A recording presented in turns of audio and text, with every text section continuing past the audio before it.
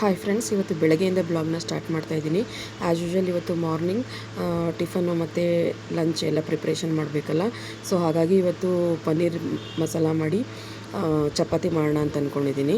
So ಇವಾಗ start ಮಾಡ್ತಾಯಿದ್ದೀನಿ. ಬೆಳಗ್ಗೆನೇ ಬೇಗ ಎದ್ದು ಎಲ್ಲ ಅಂದರೆ ಎಷ್ಟು ಬೇಗ ಚಪಾತಿ ಮಾಡಬೇಕು ಅಂತಂದರೆ ಸ್ವಲ್ಪ ಬೇಗನೆ ಇನ್ನೂ ಬೇಗ ಎದ್ದೇಳಬೇಕು. ಏಕೆಂದರೆ ಆನ್ ಟೈಮ್ಗೆ ಅದನ್ನ ಮಾಡೋಕ್ಕಾಗಲ್ಲ. ಬೇರೆದಾದರೆ ಬೇಗ ಬೇಗ ಮಾಡಿಬಿಡ್ಬೋದು. ನಾವು ಒಂದು ಕಡೆ ಕುದಿಯೋಕೆ ಇಟ್ಬಿಟ್ಟು ಸಾಂಬಾರನ್ನ ಕುಕ್ಕರ್ಗೆ ಹಾಕ್ಬಿಟ್ಟು ಇಟ್ಬಿಡ್ಬೋದು.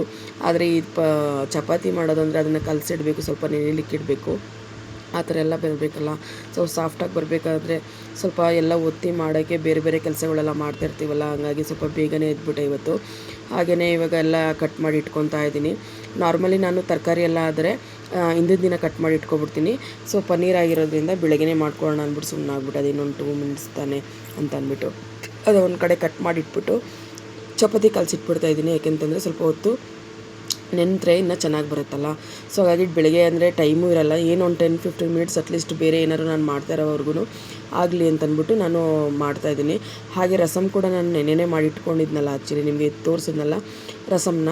ಸೊ ಹಂಗಾಗಿ ಆ ರಸಮ್ನ ನಾನು ಇವತ್ತು ನೆನ್ನೆ ಮಾಡಿಟ್ರೆ ಇವತ್ತು ಇನ್ನೂ ರುಚಿ ಕೂಡ ಚೆನ್ನಾಗಿ ಬರುತ್ತೆ. ಸೊ ಹಂಗಾಗಿ ಯಾವಾಗಲೂ ಚಪಾತಿ ಮಾಡುವಾಗ ನಾನು ಹಿಂದಿನ ದಿನವೇ ನಾನು ರಸಮ್ನ ಮಾಡಿಟ್ಬಿಟ್ಟಿರ್ತೀನಿ. ಹಾಗಾಗಿ ಸ್ವಲ್ಪ ಗ್ರೇವಿ ಏನಾದ್ರು ಮಾಡಿಕೊಂಡ್ರೆ ಅದ್ರ ಜೊತೆಗೆ ನಾನು ರಸಮ್ ಹಾಕಿ ಅವ್ರಿಗೆ ಕೊಟ್ಟು ಕಳಿಸ್ಬಿಡ್ತೀನಿ. ಸೊ ಅವರು ಕೂಡ ಅದನ್ನು ತಿನ್ಕೊತಾರೆ. ಯಾಕೆಂದರೆ ಮತ್ತೆ ಬೆಳಗ್ಗೆನೇ ಮತ್ತೆ ನಾನು ಚಪಾತಿ ಮಾಡಿ ಸಾಂಬಾರು ಮಾಡಿ ಪನ್ನೀರ್ ಗ್ರೇವಿ ಮಾಡಿ ಎಲ್ಲ ಮಾಡ್ತಾ ಕೂತ್ಕೊಂಡ್ರೆ ಟೈಮ್ ಸಾಕಾಗಲ್ಲ ನನಗೆ. ಸೊ ಹಾಗಾಗಿ ನಾನು ಈ ಥರ ಮೆಥಡ್ನ ಯಾವಾಗಲೂ ಚಪಾತಿ ಮಾಡಿದಾಗ ಏನಾದ್ರು ಗ್ರೇವಿ ಏನಾದ್ರು ಮಾಡ್ತೀನಿ ಅಂತಂದರೆ ಸಾಂಬಾರನ್ನ ಸ್ಕಿಪ್ ಮಾಡ್ತೀನಿ. ಅದನ್ನು ನಾನು ರಸಮ್ ಮಾಡಿರ್ತೀನಲ್ಲ ಅದ್ರ ಜೊತೆ ಅವರು ಕಾಂಬಿನೇಷನ್ ಆಗಿ ಮಾಡ್ಕೊತಾರೆ ಅಷ್ಟೇ. ಈಗ ನಾನು ಅದನ್ನೊಂದು ಬಾಣಲೆ ಇಟ್ಬಿಟ್ಟು ಫಸ್ಟಿಗೆ ನಾನು ಯಾವಾಗಲೂ ಪನ್ನೀರನ್ನ ಮೀಡಿಯಮ್ ಸೈಜ್ ಕಟ್ ಮಾಡಿದ್ದೀನಿ ಅಷ್ಟೇ ನಾನು. ಯಾಕೆಂದರೆ ಎಲ್ಲರಿಗೂ ಆಗಬೇಕಲ್ವ, ಹಂಗಾಗಿ ಸ್ವಲ್ಪ ಸಾಲ್ಟು ಮತ್ತು ಸ್ವಲ್ಪ ಏನಾದರೂ ನಾವು ಚಿಲ್ಲಿ ಪೌಡ್ರ್ ಏನಾದರೂ ಹಾಕ್ಬಿಟ್ಟು ಫ್ರೈ ಮಾಡ್ಕೋಬೇಕು. ಏಕೆಂದರೆ ಹಸಿ ಸ್ಮೆಲ್ ಹೋಗಬೇಕು. ನಾವೇನೇ ಇದ್ರೂ ಕೂಡ ಕೆಲವ್ರು ಏನು ಮಾಡ್ತಾರೆ ಅಂದರೆ ಕಟ್ ಮಾಡಿ ಇಟ್ಬಿಟ್ಟು ಆಮೇಲೆ ಲಾಸ್ಟಿಗೆ ಅದನ್ನು ಕುದಿತಾ ಇರಬೇಕಾದ್ರೆ ಹಾಕ್ಬಿಡ್ತಾರೆ, ಫಿಶ್ ಹಾಕ್ದಂಗೆ. ಸೊ ಆ ಥರ ಹಾಕೋದ್ರಿಂದ ಸ್ವಲ್ಪ ಟೇಸ್ಟು ಸ್ವಲ್ಪ ತಿನ್ನುವಾಗ ಏನಾಗುತ್ತೆ, ಹಾಲಿನ ಪದಾರ್ಥಗಳಲ್ವ ಇವೆಲ್ಲ, ಹಸಿ ಹಸಿ ಆ ಥರನೇ ಬಾಯಿಗೆ ಸಿಗಬೇಕಾದ್ರೆ ಒಂಥರ ಅನಿಸುತ್ತೆ ಕೆಲವ್ರಿಗೆ ಹಂಗೂ ಇಷ್ಟಪಡ್ತಾರೆ. ಹಾಗೇನೆಲ್ಲ ತಿನ್ಬೋದು, ಹಂಗೇನಿಲ್ಲ. ನಮಗೇನೋ ಆ ಥರ ನನಗೆ ಮಾಡಿ ನನಗೆ ಅಭ್ಯಾಸ ಇಲ್ಲ. ಸೊ ಹಂಗಾಗಿ ನಾನು ಫಸ್ಟ್ ಏನು ಮಾಡ್ತೀನಿ, ಒಂದು 2-3 ಮಿನಿಟ್ಸ್ ಅಷ್ಟೇ ಮ್ಯಾಕ್ಸಿಮಮ್. ಅಂದರೆ ಒಂದು ಸ್ವಲ್ಪ ಫ್ರೈ ಮಾಡಿ ಇಟ್ಕೊಬಿಟ್ರೆ ಸ್ವಲ್ಪ ಟೇಸ್ಟ್ ಇನ್ನೂ ಡಿಫ್ರೆಂಟಾಗಿ ಬರುತ್ತೆ. ಸೊ ಹಂಗಾಗಿ ಅಷ್ಟೇ. ಆಮೇಲೆ ಒಂದು ಕಡೆ ನಾನು ಆಲ್ರೆಡಿ ಇದಕ್ಕೆ ಮಸಾಲೆನ ಆಡಿಸಿಟ್ಕೊಂಡಿದ್ದೀನಿ. ಕೆಲವ್ರು ಹಂಗೇ ಮಾಡ್ತಾರೆ, ಕೆಲವ್ರು ನಂಗೆ ಸ್ವಲ್ಪ ಗ್ರೇವಿ ಸ್ವಲ್ಪ ಜಾಸ್ತಿ ಬೇಕಾಗಿರೋದ್ರಿಂದ ನಾನೇನು ಮಾಡ್ತೀನಿ, ಸ್ವಲ್ಪ ತೆಂಗಿನಕಾಯಿ, ಗೋಡಂಬಿ, ಸ್ವಲ್ಪ ಈರುಳ್ಳಿ ಇವೆಲ್ಲ ಮೂರನ್ನೂ ಹಾಕಿ ಸ್ವಲ್ಪ ಆಡಿಸಿ ನಾನು ಇಟ್ಕೊಂಡ್ಬಿಟ್ಟಿರ್ತೀನಿ ಮಿಕ್ಸಿನಲ್ಲಿ ಗ್ರೈಂಡ್ರ್ ಮಾಡಿ. ಅದಾದಮೇಲೆ ಒಂದು ಬಾಣಲಿಗೆ ಮತ್ತು ಈರುಳ್ಳಿ, ಹಸಿಮೆಣಸಿನ್ಕಾಯಿ, ಟೊಮೊಟೊ, ಕರಿಬೇವಿನ ಸೊಪ್ಪು ಇದೆಲ್ಲ ಏನೇನು ಬೇಕು ನಾವು ಮಸಾಲೆ ಎಲ್ಲನೂ ಸ್ವಲ್ಪ ಫ್ರೈ ಮಾಡಿಕೊಂಡು ಅದಾದಮೇಲೆ ಸ್ವಲ್ಪ chilli powder, pepper, mutton masala ಇರ್ಬೋದು, ಗರಂ ಮಸಾಲ ಇವೆಲ್ಲ ಎಲ್ಲನೂ ಸ್ವಲ್ಪ ಸ್ವಲ್ಪ ಸ್ವಲ್ಪ ಹಾಕ್ತೀನಿ ನಾನು. ಲಾಸ್ಟಿಗೆ ಬೇಕು ಅಂತಂದರೆ ಬೇಕಾದ್ರೆ ಸ್ವಲ್ಪ ಸಾಂಬಾರು ಪೌಡ್ರೂ, ಸ್ವಲ್ಪ ಏನಾದ್ರು ಖಾರ ಕಡಿಮೆ ಆಯಿತು ಅಂತಂದರೆ ಸ್ವಲ್ಪ ಸಾಂಬಾರು ಪೌಡ್ರನ್ನು ಕೂಡ ನಾನು ಮಿಕ್ಸ್ ಮಾಡ್ಕೊತೀನಿ. ಇದರಿಂದ ಏನು ನಮಗೇನು ಬೇರೆ ಥರ ಟೇಸ್ಟ್ ಏನಂತಿಲ್ಲ. ಸೊ ರೆಸ್ಟೋರೆಂಟ್ ಸ್ಟೈಲಲ್ಲಿ ಸಿಗದೆ ಇದ್ರೂ ಪರವಾಗಿಲ್ಲ, ಅಂದರೆ ಮನೆಯಲ್ಲಿ ಆಲ್ಮೋಸ್ಟ್ ಅದಕ್ಕೆ ರೀಚ್ ಆಗೋ ಥರ ನಾನು ಮಾಡ್ತೀನಿ ನಾನು. ಸೊ ನಮ್ಗೆ ಹೆಂಗೆ ಟೇಸ್ಟ್ ಬೇಕೋ ಹಂಗೆ ಮಾಡ್ಕೋಬೇಕಲ್ವ ನಾವು. ಸೊ ರೆಸ್ಟೋರೆಂಟ್ ಥರನೇ ಮಾಡ್ಕೊಂಡು ಕೂತ್ಕೊಳ್ಳೋಕ್ಕೆ ಅಂತಂದರೆ ಅಷ್ಟೊಂದು ಗೋಡಂಬಿ ಎಲ್ಲ ಮಿಕ್ಸ್ ಮಾಡಿ ನಾವು ಹಾಕಿ ಅದಕ್ಕೆ ಬೇರೆ ಥರನೇ, ಆಮೇಲೆ ಆಯಿಲ್ ಇರ್ಬೋದು, ತುಪ್ಪ ಇರ್ಬೋದು, ಅವೆಲ್ಲ ಹಾಕಿ ತುಂಬ ಜಾಸ್ತಿ ಹಾಕಬೇಕು. ನಾವು ಮನೆಗಳಲ್ಲಿ ಆಯಿಲೆಲ್ಲ ಅಷ್ಟೊಂದು ತಿನ್ನೋಕೆ ಹೋಗಲ್ಲಲ್ವ. ಸೊ ಹಂಗಾಗಿ ನಾವು ಎಷ್ಟು ಬೇಕೋ ಅಷ್ಟು ನಾವು ಈ ಥರ ಗ್ರೇವಿನ ಮಾಡ್ಕೊಡ್ತೀನಿ. ಇದು ಕೂಡ ಒಂದು ತುಂಬ ಚೆನ್ನಾಗಿರುತ್ತೆ. ನಾನು ತುಂಬ ಸಲ ಮಾಡಿದ್ದೀನಿ ಇದನ್ನು. ನಾವು ರೆಸ್ಟೋರೆಂಟ್ಗಿಂತನೂ ತುಂಬ ಮನೇಲಿ ಮಾಡ್ಕೊಂಡು ತಿನ್ನೋದ್ರಿಂದ ಇನ್ನೂ ಜಾಸ್ತಿ ಗ್ರೇವಿ ಸಿಗುತ್ತೆ ಮತ್ತು ತುಂಬ ಚೆನ್ನಾಗೂ ಇರುತ್ತೆ. ಸೊ ಮಶ್ರೂಮ್ ಕೂಡ ನಾನು ಮಾಡ್ತೀನಿ. ಸೊ ಸೇಮ್ ಮೆಥಡಲ್ಲೇ ನಾನು ಮಶ್ರೂಮು ಕೂಡ ಮಾಡ್ತೀನಿ. ಅದು ಕೂಡ ಸೇಮ್ ಇದೇ ಥರನೇ ತುಂಬ ಟೇಸ್ಟಿಯಾಗಿ ಬರುತ್ತೆ. ನೀವೇ ನೋಡ್ತಾ ಇರ್ಬೋದು ಎಷ್ಟು ತಿಕ್ನೆಸ್ ಬೇಕೋ ನಾವು ಅಷ್ಟು ನೀರು ಹಾಕೋಬೋದು.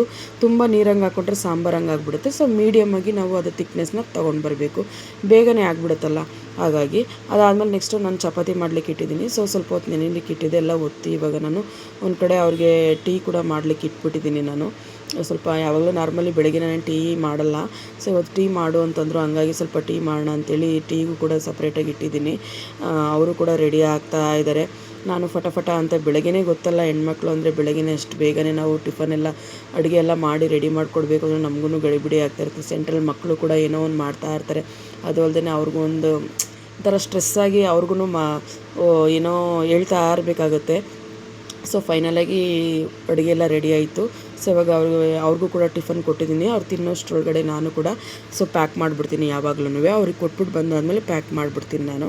ಸೊ ಅಷ್ಟೊತ್ತಿಗೆ ಮಕ್ಕಳು ಎದ್ದಿರ್ತಾರಲ್ಲ, ಇನ್ನು ಸ್ಕೂಲ್ಗೆ ಹೋಗ್ಬೇಕಲ್ಲ, ಅವ್ನಿಗೂ ಕೂಡ ಸ್ವಲ್ಪ ವಾಟ್ರೆಲ್ಲ ಕೂರಿಸಿರ್ತೀನಿ.